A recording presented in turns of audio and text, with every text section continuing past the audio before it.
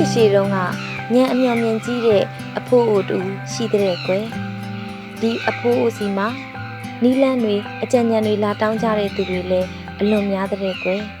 တနေ့အဖိုးအိုစီကိုမိမငယ်လေးတူရောက်လာတယ်သူမရဲ့နှလုံးသားတွေက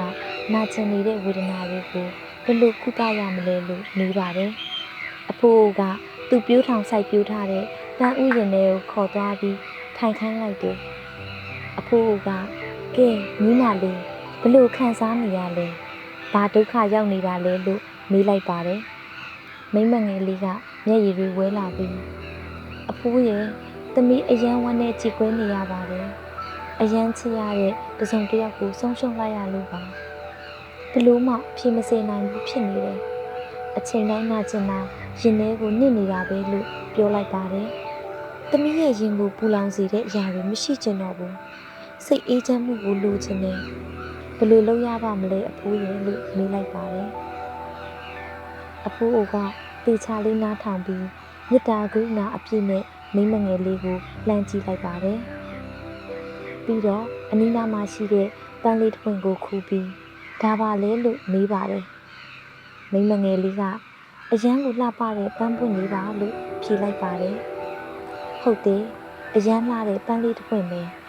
အကယ်လို့သာဒီလိုလှပတဲ့ပန်းလေးကိုလက်ထဲမှာအကြာကြီးစုပ်ကင်ထားမယ်ဆိုရင်ဘာဖြစ်သွားမလဲမိမလေးမိန်းကလေးကပန်းလေးကိုကြည့်ပြီးပန်းလေးညှိုးပြီးချေမွသွားမှာပေါ့လို့ပြန်ဖြေလိုက်ပါတယ်အဖိုးအိုကခေါင်းငင်ပြီးတိတ်မှန်တာပေါ့လို့ပြောပါတယ်မိမလေးနဲ့နာကျင်မှုတွေဝမ်းနည်းမှုတွေကိုလည်းစုပ်ကင်ထားမယ်ဆိုရင်ခံစားရတဲ့ဝေဒနာဒုက္ခတွေကပိုပြီးဆိုးလာမယ်ဒါကြောင့်ပန်းလေးကိုမစုပ်ကင်ထားပဲဒီတိုင်းလှနေအောင်ဖြစ်ပေးလိုက်တယ်လို့ခံစားချက်ပြပါဒတွေကိုလည်းလက်လွတ်ချတတ်ရမယ်ဒါဟာအေးချမ်းဖို့နီးလန့်တယ်ဒါဟာအမှန်တရားပဲလို့ပြောလိုက်ပါတယ်မိမငယ်လေးကအဖိုးအိုရဲ့မျက်လုံးကိုတေချာလေးစိုက်ကြည့်ပြီးသမီးဘလို့လက်လွတ်ချရမလဲဆိုတာပြောပြပါအောင်အဖိုးရဲ့ဒီလောက်အချိန်တိုင်းနာကျင်ခံစားနေရတာကိုဘလို့ဆွလွတ်လိုက်ရမလဲနီးလန့်ပေးပါလို့ထပ်ပြီးတောင်းဆိုပါတယ်အဖိုးအိုကမိမငယ်လေးကိုခေါင်းငိမ့်ပြပြီးဒီမှာမိမလေးလက်ခံခြင်းနဲ့ဆွလို့ရမယ်တည်နေခြင်းနဲ့လက်လွတ်ချတတ်ရမယ်ပြီးခဲ့တဲ့အရာတွေကိုလက်ခံရမယ်နာကျင်ခဲ့တဲ့အရာတွေကိုလက်ခံရမယ်အရာရာဟာမတည်မြဲဘူးဆိုတာလက်ခံရမယ်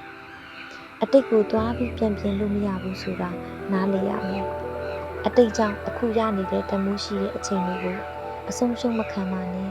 ညီမလေးအနေနဲ့ကိုရောသူများကိုရောခွင့်လွတ်တတ်အောင်လေ့ကျင့်ရမယ်အပြစ်တင်နေတာတွေစိတ်မနိုင်ခဲမရဖြစ်နေတာတွေကကိုယ့်ကိုထက်ခါဝေဒနာတွေပေးနိုင်တယ်ခံစားနေရတဲ့တန်တရားတွေကမထွက်နိုင်ဖြစ်နေတတ်တယ်ခွင့်လွတ်နိုင်သွားပြီဆိုရင်ကိုယ့်ရဲ့ဒေါသပြပါဒဝင်တုပ်ကြီးကိုလွှတ်ချနိုင်သွားလိမ့်မယ်ကြီးကျယ်မြင့်မြတ်တဲ့နှလုံးသားနဲ့ရှေ့ဆက်သွားနိုင်လိမ့်မယ်အဖိုးကိုပြောသမျှဩဝါဒတွေကိုယူသေးလေးစားစွာနားထောင်နေတဲ့မိမငယ်လေးကဟုတ်ကဲ့သမီးနားလဲပါပြီအခုကစပြီးအရာရာကိုလက်ခံခြင်းသိနေခြင်းနဲ့ကိုယ်တိုင်နဲ့တပားသူပေါ်ကိုခွင့်လွှတ်ခြင်းဆိုတာတွေလေ့ကျင့်ပါတော့မယ်ဒါဆိုရင်ခံစားနေရတဲ့နှလုံးသားကိုလည်းကုသနိုင်ပြီစိတ်ရဲ့တကယ်အေးချမ်းမှုကိုလည်းရနိုင်ပြီပေါ့နော်အဖိုးကပြုံးကြည့်ပြီးမိမငယ်လေးကိုဒီလိုပြန်ပြောလိုက်ပါတယ်ဒီအရာတွေကဘဝတစ်လျှောက်လုံးလေ့ကျင့်ရမယ့်အရာတွေပါ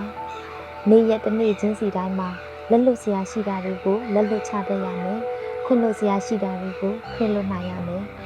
ဒီလိုလုပ်နိုင်ပြီဆိုရင်မိမလေးရှာနေတဲ့ပြည်ငြိမ်အေးချမ်းခြင်းတရားကိုရရှိလာလိမ့်မယ်မိမငယ်လေးလည်းသူသိချင်တဲ့အဖြေကိုရှာတွေ့သွားလို့ကျေနပ်ပြီးအဖိုးဦးစီကနေပြန်လာခဲ့ပါတော့တယ်